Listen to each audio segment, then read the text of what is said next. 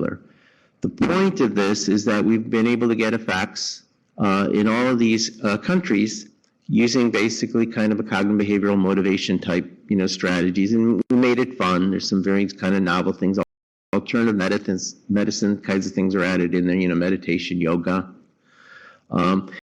And basically, what that means is it's not going to be that hard to adapt cessation programs, and there's many of them, to e-cigarettes, to just add on vaping to the equation, and it's quite possible to get similar kinds of effects. So there's optimism there is the main point. In terms of programming steps, the larger social environment has to be ready. So receptivity is whatever unit is ready for programming. It can you can have an impact. But if people aren't ready for it, they will be resistant to you being emphasizing the dangers of tobacco use among teens and being accurate on it. Addiction is a real problem. Passive smoking is a problem. How about passive vaping? I know, maybe a problem. Emphasize the importance of providing cessation programming and as kind of a treatment, as opposed to emphasizing punishment among youth. So the key content is likely to be motivation enhancement plus cognitive behavioral strategies provided in a format that's engaging to youth, that's at least 5 sessions long. You want to consider settings, again, with maximum public support, and you've got to consider the needs that the youth have. Okay, and here's some stuff on implementation and evaluation. I won't go into it in detail. The slides are there, I suppose, for people on it. I can send you copies of it. So I'm going to kind of gloss past this PowerPoint. Here's changes in X. So it sounds like sales again, but it basically shows that how we modified the program to deal with vaping, and you can kind of see we're using kind of the a definition that's familiar to FDA, and it's basically any product derived from the tobacco leaf. And we're updating. We just added the word vaping.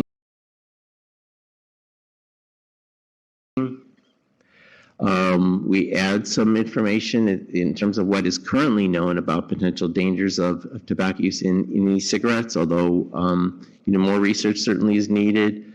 We have updated stat sheets, updated quit cards to include vaping. I'm not going into the content of the program, but we have a talk show, and in this particular talk show, which makes it kind of fun and teaches kind of empathy. Basically, we mentioned vaping in the talk show. We introduce it, and we have updated appendices to include information in e-cigarettes that we can update every 6 months as needed to deal with that. And so this just gives you a summary of some of the reviews that have been done in the past. But that's basically it. Thank you.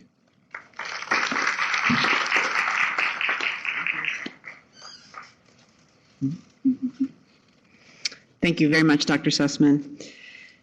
Now we'll hear from Dr. Rachel Granamain, Program Director in the Tobacco Control and Research Branch within the Behavioral Research Program of the Division of Cancer Control and Population Sciences at the National Cancer Institute. Dr. Granamain, thank you.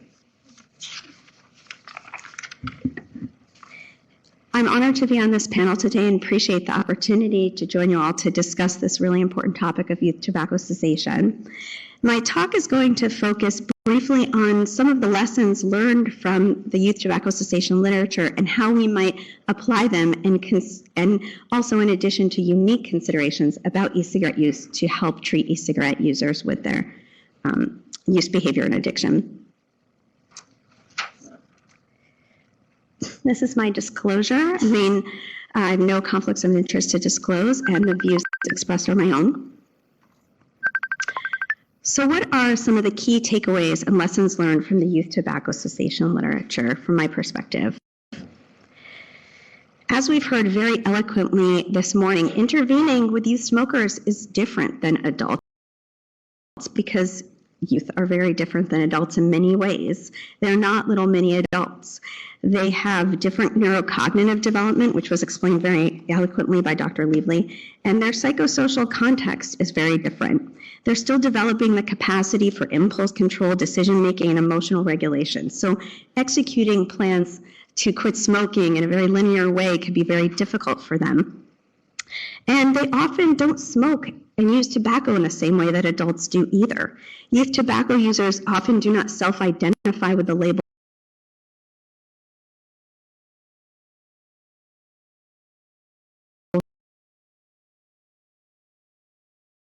smoker or addict. They have unstable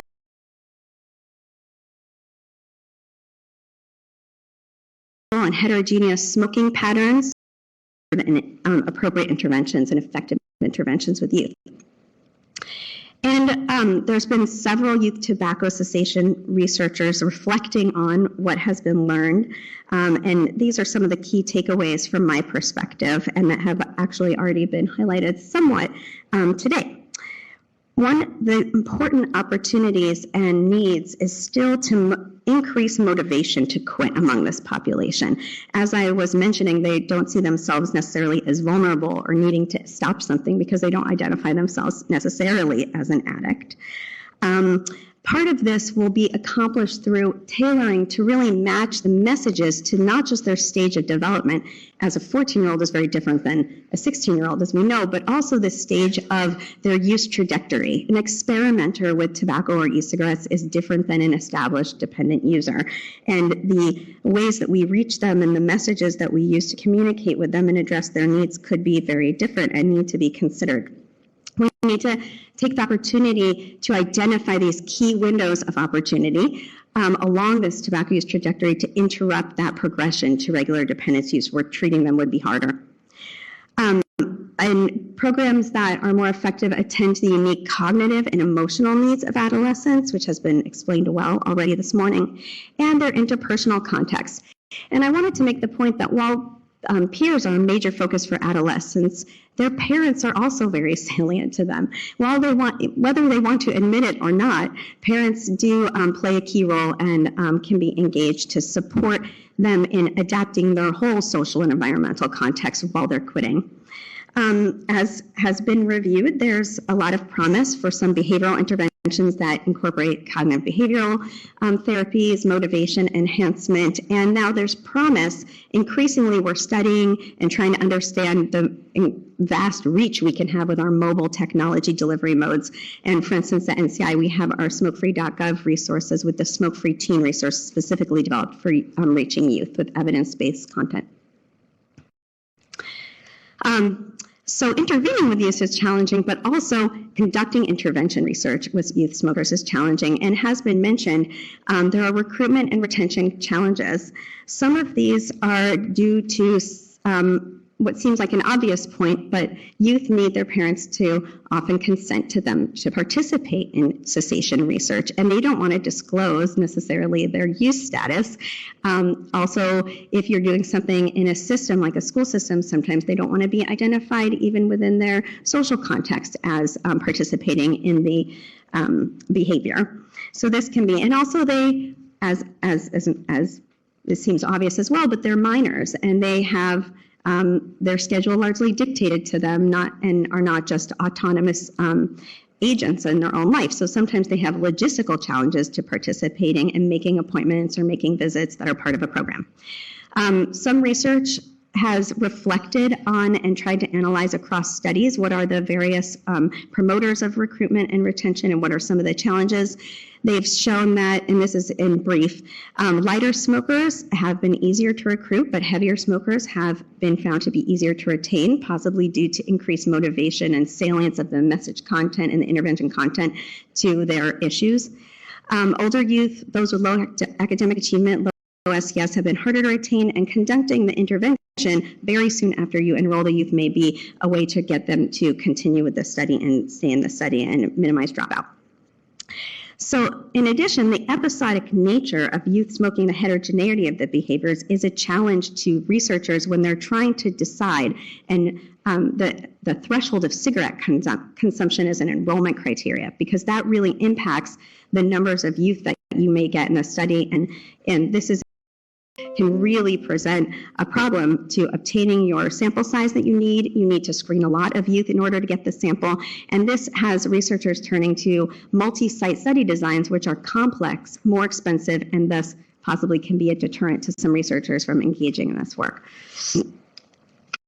So that was a little bit of a flyby of what I think you need to keep in mind when we're considering how we might build on this evidence base, but also tailor to these unique considerations about e-cigarette use and intervening with e-cigarette users. And I think upfront, one of the biggest things to acknowledge is that the hundreds of devices that make up this class of products, which I'm using e-cigarettes as a shorthand, as the picture in the bottom shows, and that was graciously borrowed from CDC, thank you, Brian, there's a panoply of devices, and there's no standard unit of consumption for this product, unlike a cigarette. With those refillable devices, there's no standard reservoir or capacity for the amount of liquid, no standard e-liquid composition in terms of nicotine content when you're thinking about trying to analyze what dose youth may be getting. And there's no standard terminology for reporting consumption behavior.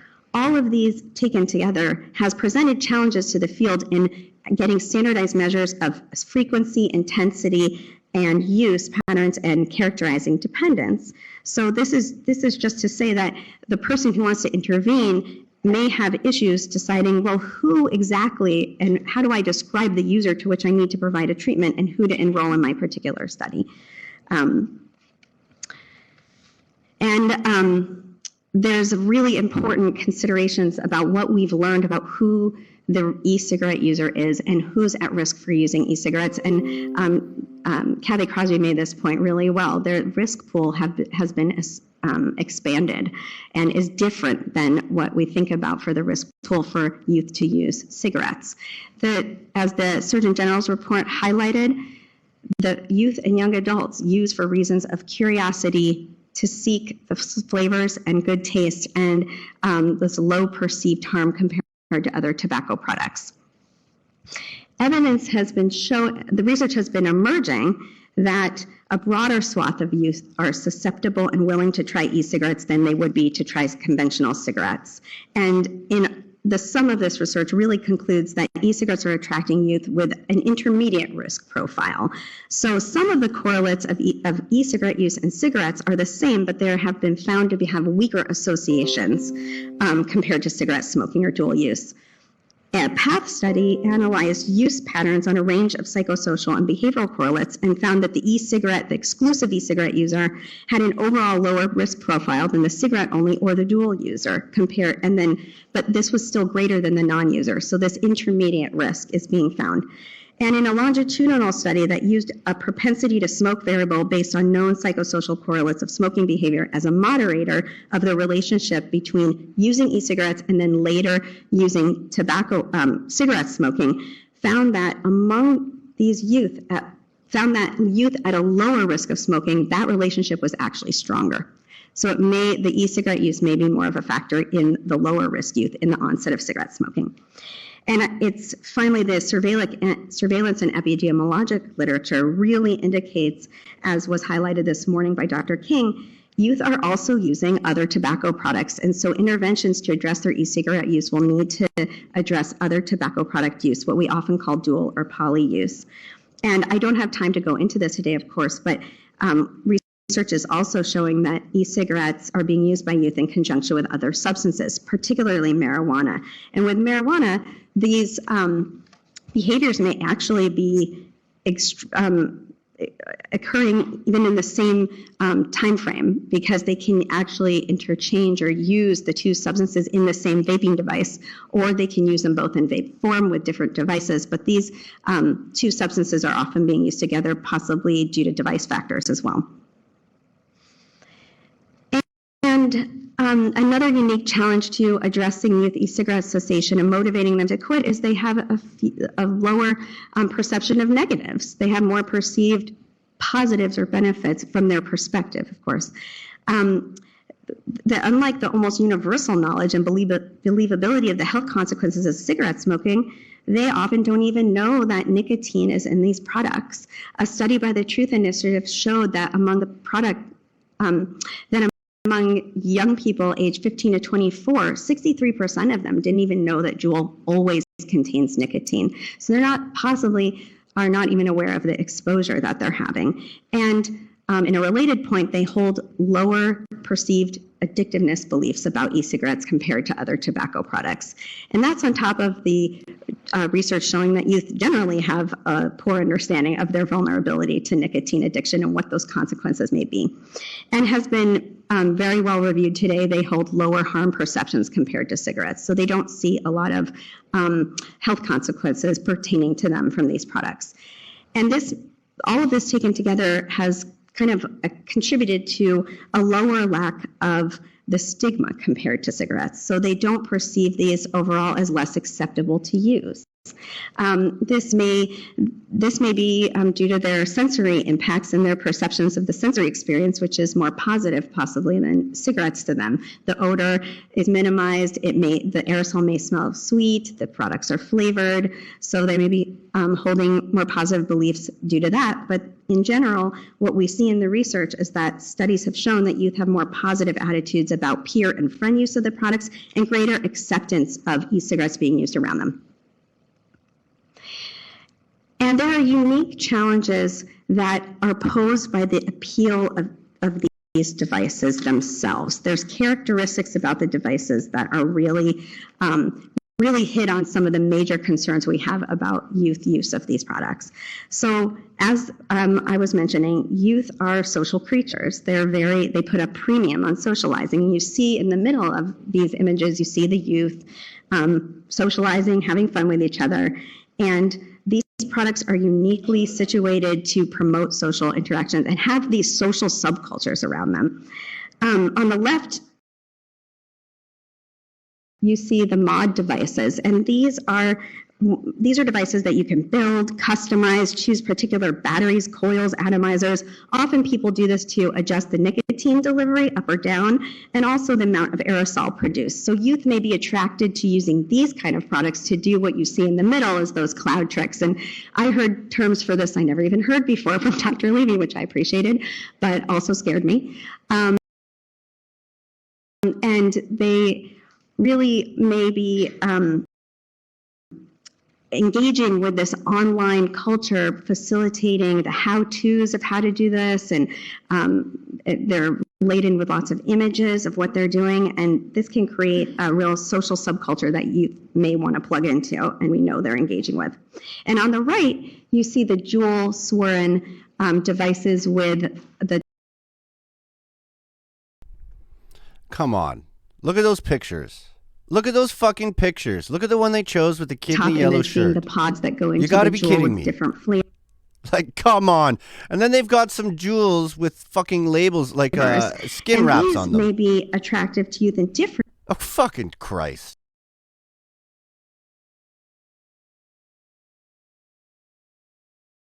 ways than the mod devices. They're sleek, they're almost futuristic, they're concealable. Engagement with identity formation and putting a premium on peers. So what does this all mean for trying to intervene with youth? These e-cigarette specific related factors taken together with some of the earlier points made today about what we know about intervening with cigarette smokers needs us to really concentrate on increasing motivation among youth e-cigarette users. We need to do a good job, and interventions need to address their vulnerability to addiction and why that addiction should matter. If they think they're at low risk of harm, then why would they necessarily worry about becoming addicted to something they don't see as so harmful? So I think that as we saw emphasized in the media campaigns from FDA, increasing harm perceptions is critical. The risk for future cigarette smoking, the risk of being exposed to the toxicants. And interventions will need to really address social context. Okay, lady, so tell us then. Tell us. Tell us all the magical, bad, satanic things about nicotine that you know. Oh, you don't know anything. You're just repeating stuff. Okay. This progression.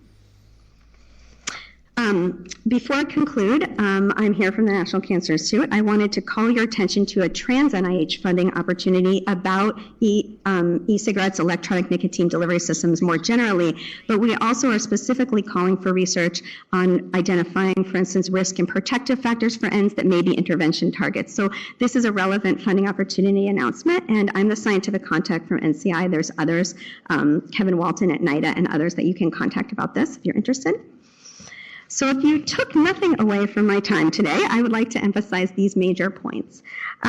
This is really a critical, we're faced with this extremely emerging issue has been hammered home today with e-cigarette use among youth. And this is a great opportunity for us to learn from what works in the teen smoking cessation intervention literature to try to start from there in planning and informing our interventions with e-cigarette users. It is critical to develop the evidence base for treating these youth because right now it really doesn't exist. But while we import those learnings, we have to address these unique factors posed by the device, by the low harm perceptions, the lack of vulnerability to addiction from these products, to diminish the appeal and the facilitating factors that are promoting use among youth.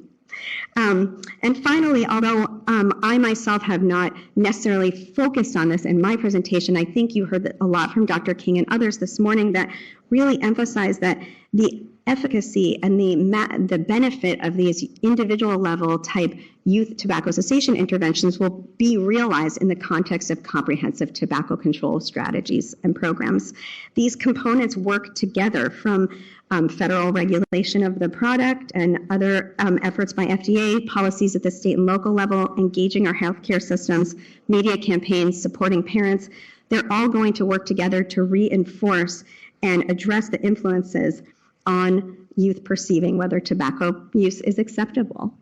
We need to really reinforce the importance of not using tobacco products for the individual youth's health as well as our health of our society. And I appreciate your attention today. Thanks.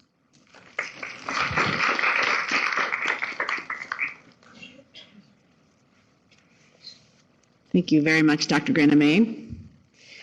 Next, we'll hear from Dr. Thomas McCrae, who's the global lead at Pfizer for varenicline, which many of you know as Chantix. Dr. McCrae is going to talk a bit about his experience in the trials among this young population. Dr. McCrae, thank you. Thank you, Laura. Good morning, everyone. It's a pleasure to be here, and I'd like to thank the organizers for the opportunity to participate in this important workshop today. What I'm going to do is share with you the results of a recently completed study in adolescent smoking cessation that was done with varenicline or Chantix, and also try to share some of the lessons that we've learned from that process. This is a high-level overview of the study given the length of time that we have for presenting, and I would like to point out that the more detailed results are available on clinicaltrials.gov. They are also available on Pfizer.com, and we do have a manuscript in process that we hopefully will finish in the next couple of weeks and will submit for publication soon. So to begin with, these are some of the highlights of the study design. It was randomized, double-blind, and placebo-controlled. There were 2 doses of varenicline that were adjusted by weight. So we had a high-dose group who received 1 milligram twice a day if they weighed more than 55 kilograms, and half a milligram twice a day if they weighed less than 55 kilograms. And then there was the low-dose group, and the participants in this group received a half a milligram twice a day if they were more than 55 kilograms, and half a milligram once a day if they were less than 55 kilograms. So everyone in the study was treated for 12 weeks, and then they were followed for 40 additional weeks. So it was a one-year study in length. The dose was titrated for the first 2 weeks. Normally, when adults begin treatment with varenicline, they undergo a 1-week titration, but in order to try to ensure that we didn't have any problems with tolerability, we extended this titration to a 2-week period. And this started with a 0.5 milligram per day for all groups, except for those in the high dose greater than 55 kilogram group, and they got 0.5 milligram per day for the first week and then 0.5 milligram twice a day for the second week. Now, everyone was asked to set a target quit date for the to coincide with their week 1 visit. And this is also a standard approach for when target quit dates can be set for adults. So the clinic visits in this study were once a week for the first 16 weeks. So you can see that was pretty demanding, and it kind of refers to what Dr. Granamain was pointing out about how difficult it can be in terms of the burden that we put on study participants. After that, there were essentially monthly visits, either in person in the clinic or by telephone. To be included in this study, the kids had to be healthy. They were aged 12 to 19. They had to weigh more than 77 pounds and have a body mass index less than 35. They also had to be pretty heavy smokers, so an average of 5 cigarettes per day for the 30 days prior to enrolling in the study, and a score of greater than or equal to 4 on the Fagerstrom test for nicotine dependence, which is consistent with moderate or greater nicotine dependence. They also had to be motivated to stop smoking, which was evidenced by, asking them, and also by the fact that they were willing to participate in this fairly demanding study. And they had to have had at least 1 prior quit attempt. And of course, if they were under age 18, they had to provide assent to participate in the study, and their parents had to provide consent. Those participants who were 18 or 19 years old provided consent. Exclusion criteria focused on minimizing any psychiatric risk for subjects, so anyone who'd had a suicide attempt, hospitalization due to suicidal ideation or behavior, or who had any serious ideation or behavior within the preceding 12 months were excluded. Also, any clinically significant psychiatric disorders, evidence of alcohol or substance use disorder within the 3 months prior to screening, or a positive urine drug screen at screening and baseline would exclude someone. And then also the inability or unwillingness to refrain from the use of other tobacco products, marijuana, or nicotine replacement therapy during study participation. Our primary efficacy endpoint in this study was 4 weeks of continuous abstinence during the last 4 weeks of the treatment period. So during weeks 9 to 12 of the study, subjects needed to be continuously abstinent to meet the primary efficacy endpoint.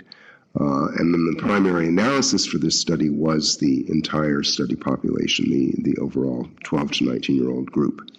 There were a variety of secondary efficacy endpoints, including 7-day point prevalence of abstinence at weeks 12, 24, and 52, as well as the reduction in the number of cigarettes smoked at those time periods, and the continuous abstinence rate from weeks 9 to 24 and 9 to 52.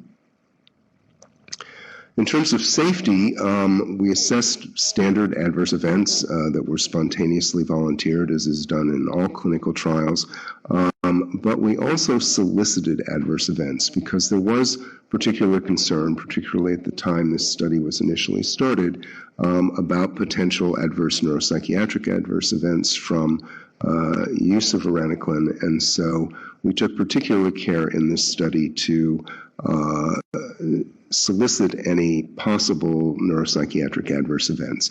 And so this was done with something called the Neuropsychiatric Adverse Event Interview. We also administered the Columbia Suicide Severity Rating Scale, the Hospital Anxiety and Depression Scale at every in-person visit. And then there were the standard safety laboratory measures and vital signs. In addition, we also did pharmacokinetic and pharmacodynamic analyses by measuring plasma varenicline levels and doing exposure response analyses. Smoking cessation counseling was important in the study because we wanted to be sure that the placebo group was receiving standard of care. And so there was counseling that was tailored to each individual participant and hopefully administered by the same counselor over the entire course of the study. It was to last up to 10 minutes. It was guided by a manual, although there weren't strictly required scripts. There were, each visit had a description of scenarios that the counselors were to use. This was originally developed by Dr. Jamie Hefner from the University of Cincinnati, who's now at the University of Washington. And it was based on the Public Health Service guidelines and adapted from that. And then in addition, all subjects were given a booklet called I Quit. So now I'm going to share with you the results of the study. These are the characteristics of the population that we enrolled. So you can see that our average age was about 16. It was about 2/3 males and 1/3 female. The majority of subjects were white. However, we did have a substantial Asian population because when enrollment was not proceeding at a pace that we hoped for in the United States, we did expand outside of the United States, and so we recruited subjects in Korea and Taiwan. As you can see, the average Fagerstrom score was greater than 4. It was around 5, and this is actually pretty comparable to what we've seen in most of our adult studies. Their average number of cigarettes per day was certainly more than 5, and not as high as we see in adults, which is usually closer to 20, but certainly more than 10 cigarettes per day. And on average, they had smoked about 3 years. And so these are the primary efficacy results. This is the continuous abstinence rate for the last 4 weeks of treatment. These results were determined or confirmed by urine cotinine measurements. So subjects were asked a series of questions about whether they'd smoked since the previous visit, even a puff. And if they said yes, then they were a non-responder. If they said no, then that was confirmed by their urine cotinine result. And what you can see here is that we did not see any significant differences between the high-dose group, the low-dose group, and the placebo group. We were very disappointed, but that's why you do clinical trials. In terms of safety, however, these results were reassuring. We did not see any serious safety signals. The number of neuropsychiatric adverse events was very similar across all 3 groups, and the vast majority of these were actually solicited and mild. In terms of serious adverse events, the numbers were very small, and that was also true for severe adverse events. A somewhat higher proportion of subjects did reduce dose temporarily due to adverse events, and there was some discontinuation of drug due to adverse events, but a very low number actually discontinued the study due to adverse events, and there's actually a couple of more subjects in the placebo group who did that. So these are the adverse events that we saw that occurred more than 5% in any treatment group. And not surprisingly, a known side effect of varenicline is nausea, as is a known side effect of nicotine in large doses. And we do see a dose-related effect there. The other thing that was interesting was that vomiting was not very prominent in the low-dose group and certainly wasn't in the placebo group. But as you'll see there, the occurrence of all of these adverse events is actually quite low and without significant differences among the 3 treatment groups. In terms of additional safety data, overall there were 5 subjects, as I'd shown before, with treatment emergent serious adverse events. The 3 subjects in the high-dose varenicline group, one was a situational exacerbation of an adjustment disorder that was a pre-existing condition that was not disclosed at the time of enrollment in the study. The other 2 were laryngitis and Campylobacter gastroenteritis. The one subject in the low-dose group had acute cholecystitis and a bile duct stone, and the one subject in the placebo group had acute salpingitis. There were also 6 subjects who had serious adverse events more than 30 days after discontinuing treatment. Oops. Yeah. So, what are our conclusions from this study?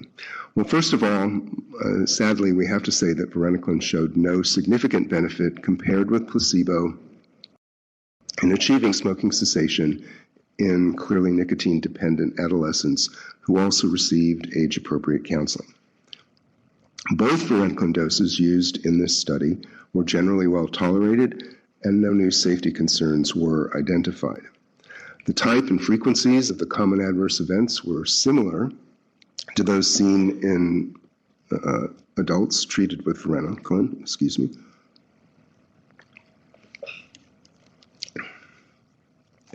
And regardless of treatment, most neuropsychiatric adverse events were solicited by the neuropsychiatric adverse event inventory and were mild, and there were no notable differences between treatment and placebo.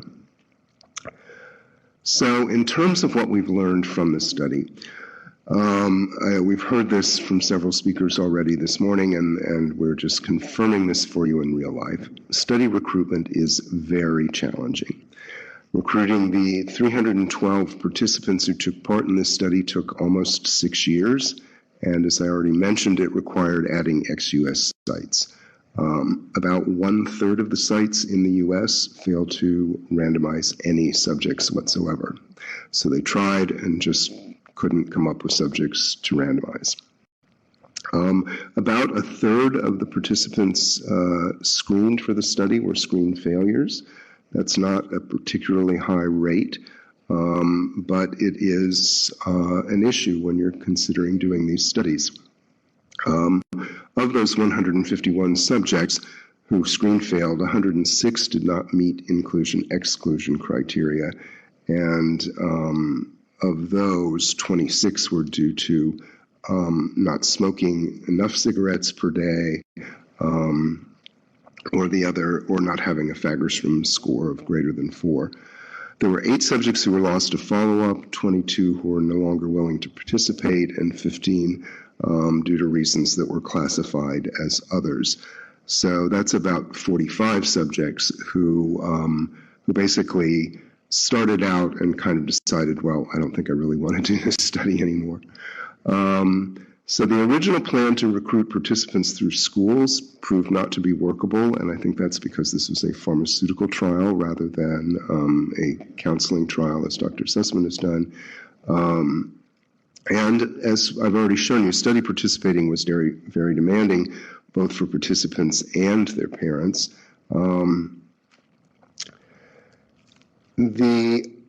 And to say just a little bit more about this, as we've said, it's a 1-year study. The visits were weekly for the first 16 weeks.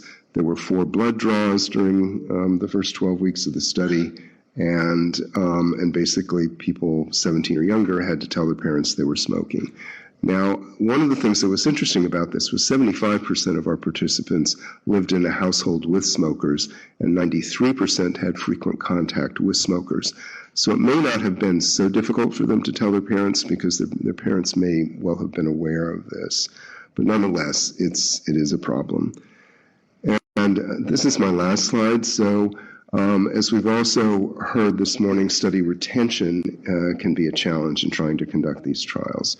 So approximately 25% of those who were treated dropped out during treatment.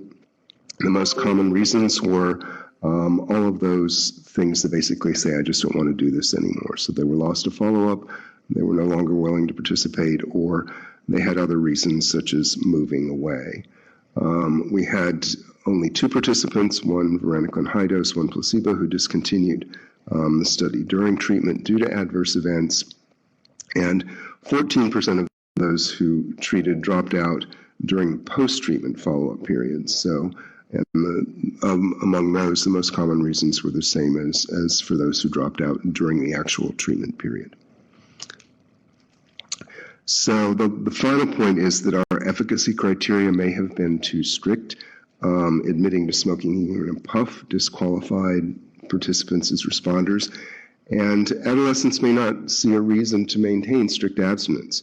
They likely don't have health concerns, they may not see small slip-ups as failing the study, and they may succumb more they may succumb more readily to peer pressure. So these are all points that our previous speakers have also emphasized, and we experience them in real life. So thank you very much for your attention. And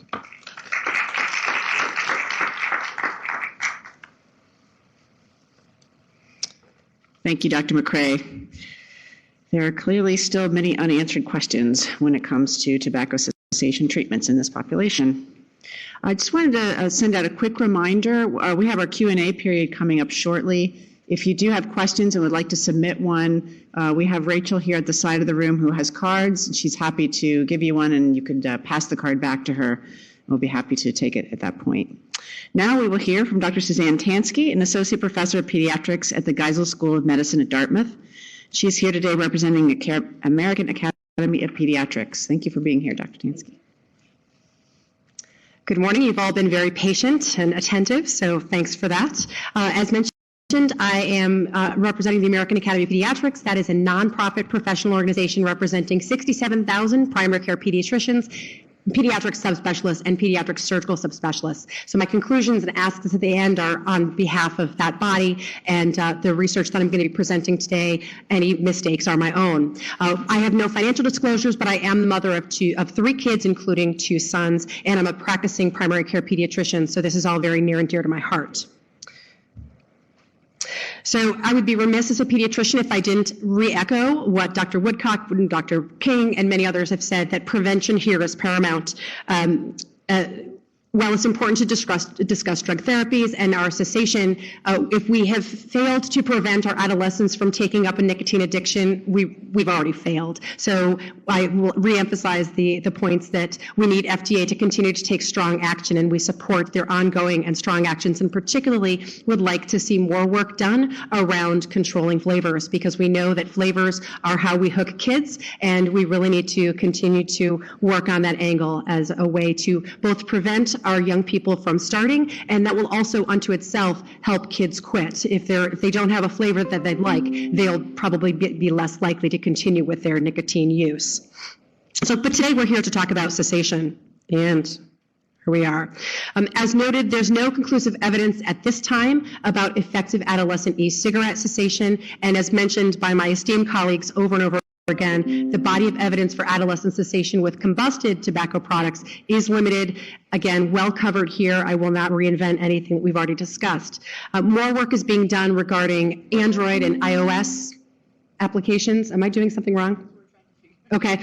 Android and iOS applications for cessation. We'll hear that this afternoon from the Truth Initiative, and there are a number of other things that are ongoing in that realm, which are exciting and hopefully optimistic.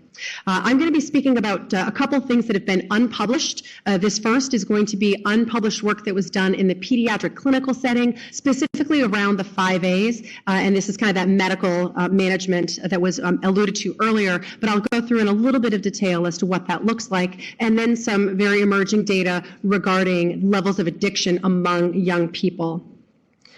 So this first study is the AAP Adolescent Smoking Cessation in Pediatric Primary Care Study. This was a national randomized controlled trial to assess the impact of a primary care pediatrician's intervention with young people on adolescent smoking cessation. This was conducted in the AAP PROS network, which is the Pediatric Research in the Office Settings Network. It's a practice-based research network and has done some great work for us. And this was funded by NCI with the PI, Dr. Jonathan Klein. We enrolled 11,000 adolescents in this study across 412 practices. So this was a pretty big study, obviously many sites. There were 2 arms. There was an intervention arm around tobacco, and the control arm was a social media training that was offered to those practices. And the pediatricians were the location of the intervention. The pediatricians were specifically trained on 5As around tobacco, and then there was this intervention specifically for social media. We did follow-up surveys, both at 4 to 6 weeks with interviews, and then at 6 months and at 12 months, and I'll present the data that we have to date. As mentioned, the pediatricians were trained with a self-paced training binder that covered intervention and study protocol. They were trained specifically to screen every patient age 14 and up during their well visits or non-urgent sick visits. So that could be for an ear infection or a cold or things of that nature. And they were trained specifically to counsel all tobacco users in the 5As. Each practice was requested to recruit 100 teens to their practice, to the study. The teens ranged in age from 14 to 23 with a mean age of 16. And again, they were recruited during clinical visits in 2012 to 2014. So this is really pre the rise of electronic cigarettes. And so we did not have a lot of overlap within this population. Follow-up surveys assessed provider delivery and fidelity to tobacco screening and brief counseling interventions, and then for the kids, the subsequent quit attempts and their relapses. We did analyses looking at that delivery of intervention, that relationship with quit attempts, and their 12-month quit status. And I'm going to go through this very, very briefly, but the 5As, if you're not familiar with that, this is the Public Health Service guideline, what medical doctors are supposed, or medical providers are supposed to do to intervene with patients of all ages, and it's the 5As, and it's ask, advise, assess, assist, and arrange. And asking is done at every single visit if the patient smokes or uses other tobacco products, advising every patient to quit, assessing their readiness to quit, assist in quitting and finding additional resources, and then arranging for follow-up, because that alone can help. If you kind of give them a hook of, oh, I'm going to check in with you, that can be persuasive by itself. These were also adapted to appeal to youth, as Dr. McCrae was noting. Adaptation is really important so that these things are more relevant to kids. We focused on their athletics and artistic performance as one hook, and then appearance and things like that, so kind of short-term risks and short-term benefits of quitting. And we also encourage the young people to schedule quit dates to avoid particularly stressful times. We know that stress induces relapse, and so avoiding times of like AP exams, like right now for any of you that have teenagers. And this was paired with a screening tool and pre-printed stuff that was relatively scripted to prompt them through. And I'm going to go very, very quickly because I know that I'm between me and the panel, I think. This is what the ask segment looked like, encouraging very positive and reinforcing language, and then checking boxes to make sure that we were collecting the data that we were looking for, using these strong personalized messages. If a kid's a lacrosse player, you know, if you quit, you'll be better able to play lacrosse and things of that nature. Assessing their confidence and how important this is for them to quit, so that we could find some hooks and ways to motivationally enhance their interest in making a quit attempt. And then the assist was, again, prompted with scripts and helping them identify some strategies for success in their quits. We provided printed materials and referrals to 1-800-QUIT NOW. There were some documents that were made specifically by the American Academy of Pediatrics, and then some of the ones that we're more familiar with regard to smokefree.gov and CDC resources.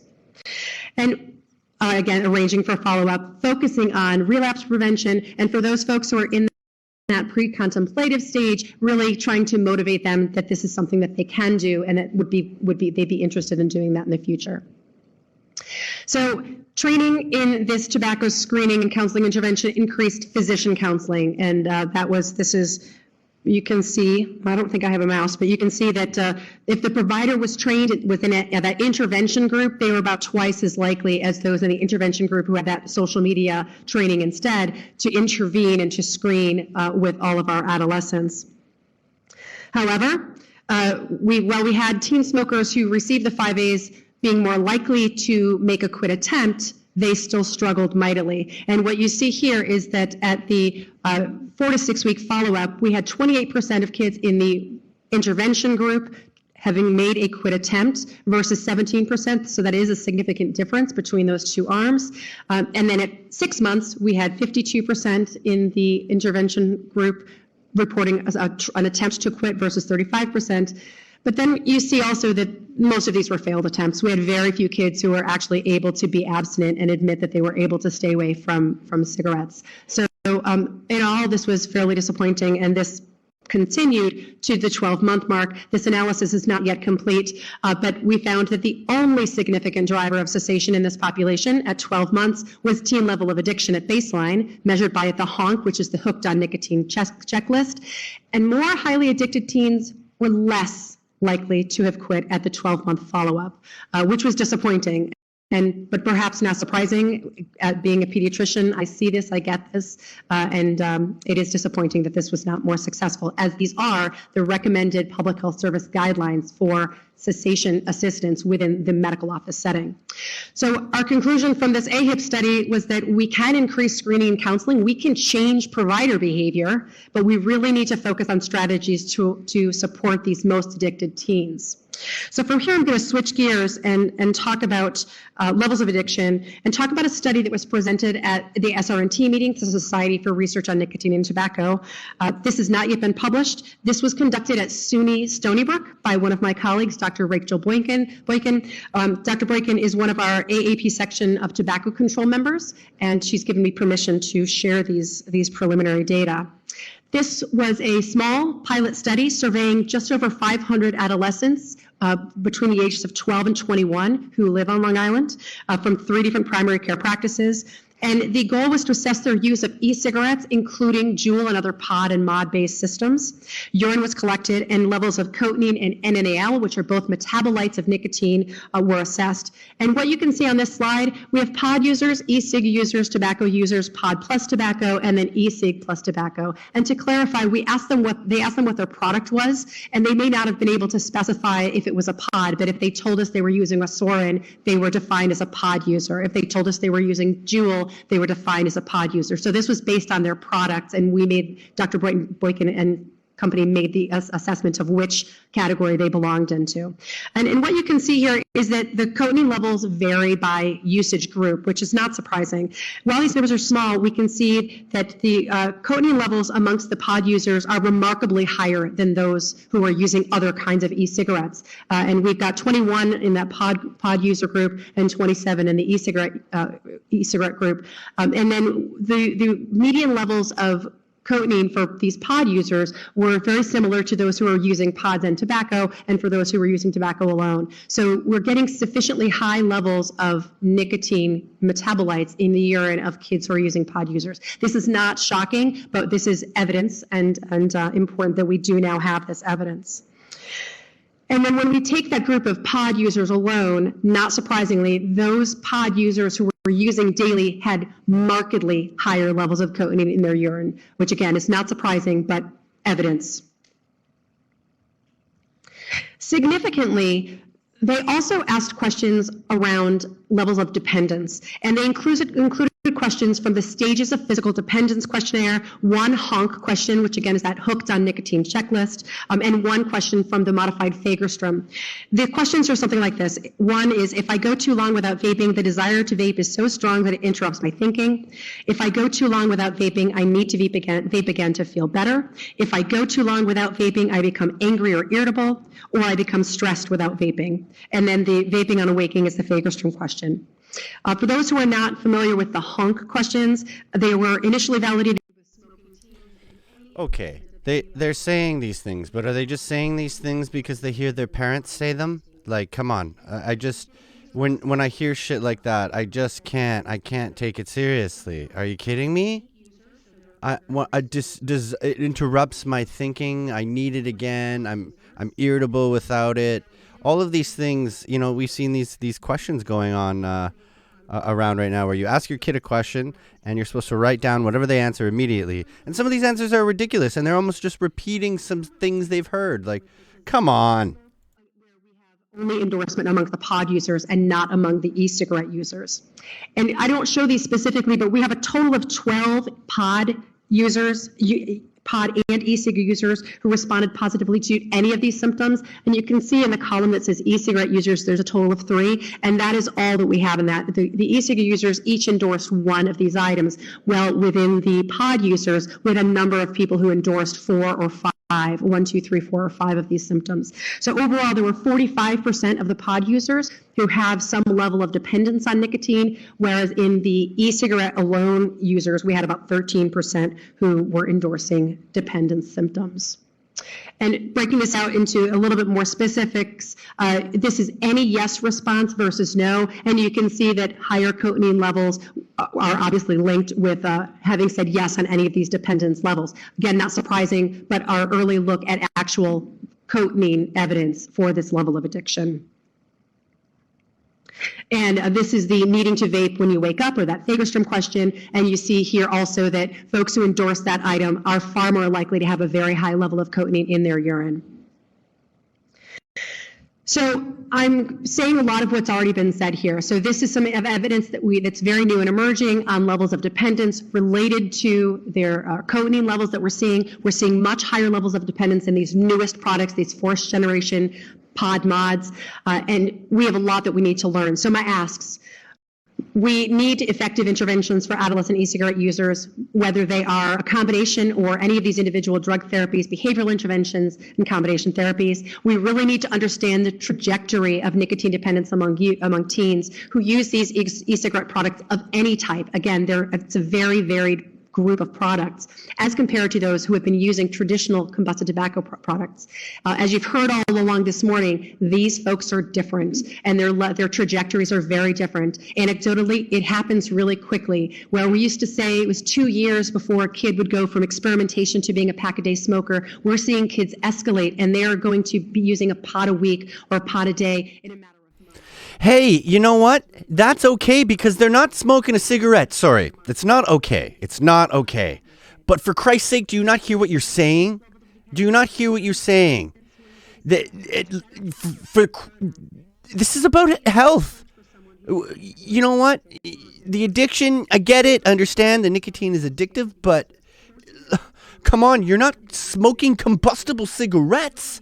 That's a huge, huge, huge thing. That's huge. You're out here to see what works. And again, efficacy of currently approved NRT, we really don't know whether that's going to work. That's not been discussed in great detail here today, but that's a very interesting area. Will conventional nicotine replacement therapy work in this population? And is there something we need to do to change the product characteristics of the currently on the market NRT to make it more appealing and perhaps more successful to our youth? And finally, our recommended action is to use all of the available authorities that FDA has, whether it's the Best Pharmaceuticals for Children Act and the Pediatric Research Equity Act, to make sure that we move this agenda forward as quickly as possible. And I'll stop there. Thank you very much for your attention.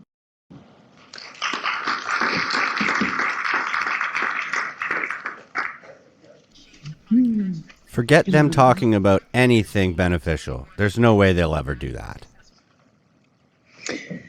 Our final speaker this morning is Dr. Carlos Pena, Director of the Office of Neurological and Physical Medicine Devices in the Office of Product Evaluation and Quality at FDA's Center for Devices and Radiological Health. We're just loading his presentation on, but Dr. Pena, we're just about ready for you. Great, thank you. Good morning. My name is Carlos Pena. I'm the Director for the Office of Neurophysical Medicine Devices.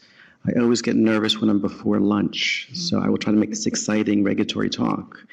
We are very much interested in this area, and it's nice to see that I don't know a whole lot of people, which means maybe I can convert some folks who are developing or innovating in this space to medical device development. Slides are loading, but at the Center for Devices and Radiological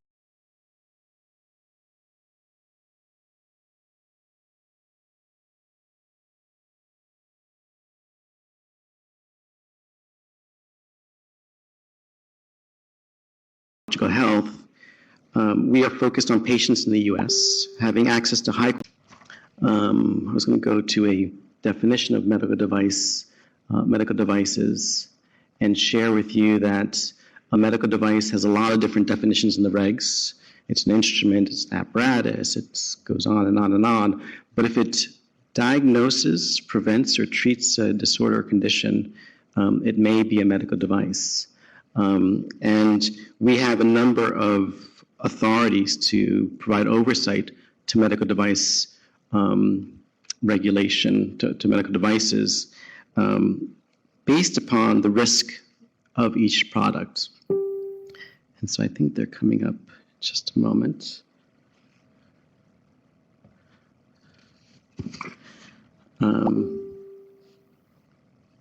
see if we have it here. Technology is never your friend. Yes, technology is not our friend. So what you're going to see shortly is a panel of products that includes a host of devices, from diagnostic head injury devices to a prosthetic arm, to surgical catheters, to neurointerventional devices for stroke. And purpose was not to talk to you about each individual data set that got that product to market, but share with you that each review was tailored to the risks and benefits, to the safety and effectiveness of that product. And smoking cessation devices would also be part of that equation. We have experience with addiction-related disorders and conditions. And so in our office, we've cleared a number of products for substance use disorder, opioid use disorder, and medical devices associated with pain that can be relevant to addiction. However, what that list does not contain is tobacco cessation medical devices. And I hope workshops like these are a beginning to introducing folks to the medical device sector, to technologies that can be very helpful in this space, especially when it concerns young people who have access to devices. I have two young teenagers that, if I can get their attention from those devices, I'd be a very happy dad. And I'm wondering if we can use that technology to further expand and explore how that can be a tool for us to use in smoking cessation. We do have a mobile medical application guidance, which is probably one of the more innovative areas that we are seeing in the medical device sector that could be very relevant to this workshop. We have a guidance out about mobile medical applications, and it's a guidance that walks through the levels of risk, because there are so many MMAs available on Apple iTunes and all the other platforms. So we can't regulate all those applications, but it walks through where there is a higher risk in those products that we may have some more questions. And that's been very useful in the preliminary interactions we've had with sponsors and developers when looking at those applications. The best way to engage with the Center for Devices and Radiological Health in this new space is through what's called a pre-submission. And the pre-submissions are free. There's not a lot of free things out there in this world today, but if you want to convey to your grantees or convey the information to colleagues who are developing products, mobile medical apps, technologies, I would encourage you to share with them the pre-submission process. It's an opportunity for us to do information sharing, to get to know what the product's about, all the way to specific questions of how can I get my product to market. And this becomes very useful on the device side, where business decisions, hiring decisions, financial layout of investments in medical device development can be more transparent, both to the sponsors as well as FDA. It's very challenging to look at a data set when the study's already been done, the outcomes have already been collected, and try and fit that into a decision, whereas it would have been much easier to have a discussion before the study was done, even before the animal studies were done, and make sure our expectations at FDA are similarly aligned to the expectations of the sponsor. It saves money, and the pre-submission process is free. So I think I just had a couple slides, and they're really good, and I'm going to share them with you after the meeting. But a couple statements, because I know we're short on time. One is that I would encourage attendees to share with them that medical devices wants a piece of this play. We want to be engaged in this area. There are not a lot of devices that are in this space, but we hope to change that. Two, if you have an idea, if someone has an idea that you know of, mobile medical application or otherwise, I would encourage you to use the pre-submission process. That process is free. It's free. And that's a great way to engage early on in the process for medical device development. If you think it's too early to engage us, that's the best time to engage us. And then 3, if you still don't know where to start, I promise you the last slide has contact information. And you can feel free to email, I think it even has my contact information, email us at FDA, and we'll make sure to either set up some time to talk with you directly or get you to the right person who would best be able positioned to get your product to the marketplace. So thank you. That's no problem. Thank you, Dr. Now, the upside of your slides not being up were that everyone was laser focused on you and what you were saying, so that's a plus. Also, given that they didn't come through the FDA email very quickly, what we can do is see if we can just get them up on the screen during the lunch break for a couple minutes so that everyone has a chance to write down your contact information. Okay, we'll move now to a question and answer period. We are short on time, but there were some great questions people took the time to write down. So I'm just going to grab those, and we'll take a couple of questions before we break for lunch, but I promise I will not stand very far between you and the lunch break.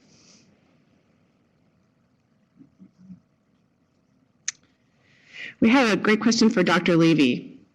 Could you comment on nicotine toxicity from vaping? How common are seizures or other serious side effects from nicotine overdose? Yeah, so that's a great question. Let me start by saying that I hope my talk wasn't misinterpreted. I did not mean to imply that every kid who comes in is reporting signs of nicotine toxicity, and certainly the case I showed you was pretty extreme and rare. I don't think that this is the majority of kids who are coming in. I just meant to point out that with these new devices, we can get very, very high nicotine levels, and that's changing the presentation, and we don't really know what's happening in the brain. In terms of seizures, I think less common. They have certainly been reported, but in small case reports, so unusual. But I think when kids are doing things like using more than one device at a time and doing some of these tricks, you can see them. Thank you. Interesting question. Dr. King, I think you'd probably be best for this. Are data available that reveal what zip codes, census tracts, and or counties have the highest rates of either or multiple or dual tobacco use among middle and high school students, or e-cigarette use in specific among middle school or high school students? Yeah, so short answer is no. And the reason is because in the surveys that we conduct, we have to protect the anonymity of the students. So we know that school-based surveys are the most effective mechanism to get data among kids. They considerably underreport for household surveys. If you're asking a kid to use of an illicit substance when their parent is in the next room, likelihood of reporting is low. So we have to go through the schools, and part of the way that we get the agreement for them to participate is to protect the anonymity, which means we can't report out geographic identifiers. So at least at the national level and the state level, that's not possible. Typically, the lowest level of precision we can get is at the city level, if it's a city-based survey and you have sufficient sample to do that. But anything below that is very difficult. So anything at the zip code or below is problematic. But that being said, we can at least get at the national level, state level estimates, and in some cases, depending on the survey, such as the YRBS, some community level data on use and some more nuanced indicators, of course, dependent on what the questions in the survey actually ask. Thank you. Just two more quick ones. I think for Dr. Crosby, Kathy Crosby, how do we correct youth misperception about e-cigarettes being healthy? I know that's a big question, but any initial thoughts?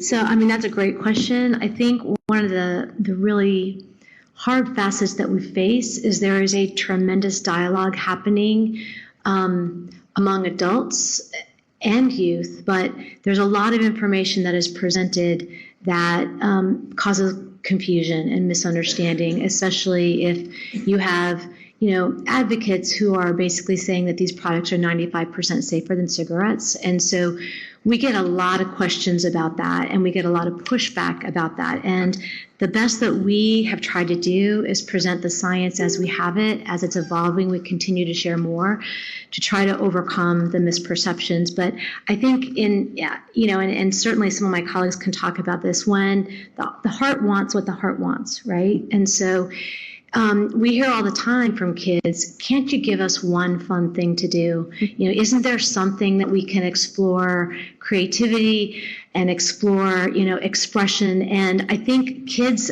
at least when we started talking to them about this 4 years ago, they really had hopes that e-cigarettes were that for them.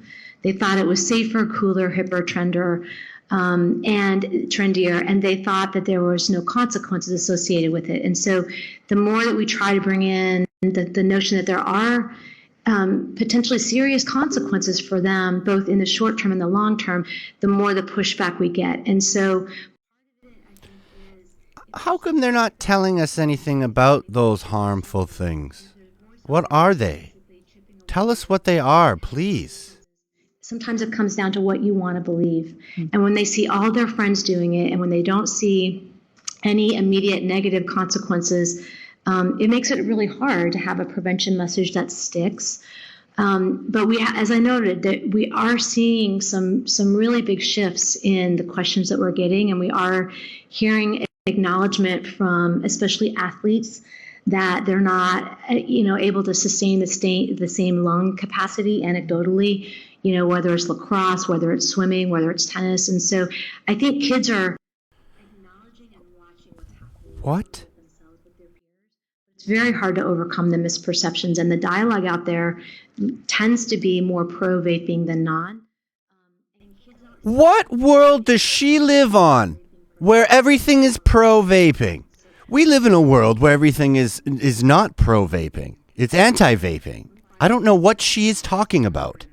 There is no pro-vaping world. We have to fight every day for this shit. Cigarettes to motivate quitting. Is there a role for relative risk communications with youth, as there's been a call for that with adult smokers? Or should the messaging for youth be more absolutist about e-cigarette harms? So I get the $1 million question, I guess. I appreciate that question, and I think actually Kathy was just touching on this herself. It can be very confusing to youth to hear the harm reduction message or the continuum of risk message and not want to apply it to their own experience, especially like Kathy was noting, if they want to perceive a positive from it or they're perceiving a benefit. So we know that no tobacco product use is safe for youth. So the approach should be that I believe that the best message is. This is not a tobacco product. This is not a tobacco product. Stop calling it one. From all tobacco product use. Makes sense. Thank you. So with that, thank you all for submitting questions. We'll have another chance to do that with our afternoon speakers. So we're looking forward to the afternoon panel. We're going to break for lunch. We'll reconvene at 1 back in this room. This is crazy to me. I just can't understand how. Do they not understand what tobacco is? Do they not know that this is a plant? Right? Is there some misunderstanding of what a tobacco product is? Why in the fuck are we in this tobacco shit? I just don't understand, It makes no sense to me. It really doesn't. Oh, it just doesn't make sense to me. Anyways, guys, we'll see you later. Thanks for coming by. And as always, fight the good fight. And keep your eyes peeled and your ears fucking just listen to this shit so we know what we have to deal with. Just insane. We'll see you guys later. West Coast Clouds and TBV Labs is proud to present Dead Man's Hand Elixirs Whiskey Barrel Aged E-Liquid. These elixirs are aged for 2 months in white French oak whiskey barrels. Dead Man's Hand elixirs are triple filtered, then microfiltered for guaranteed purity. Choose from 4 delicious dessert-inspired flavors. Using a unique and specialized whiskey barrel aging process, delivering deep, rich, sophisticated, and complex flavors. Dead Man's Hand elixirs are soaked in the finest small batch bourbon.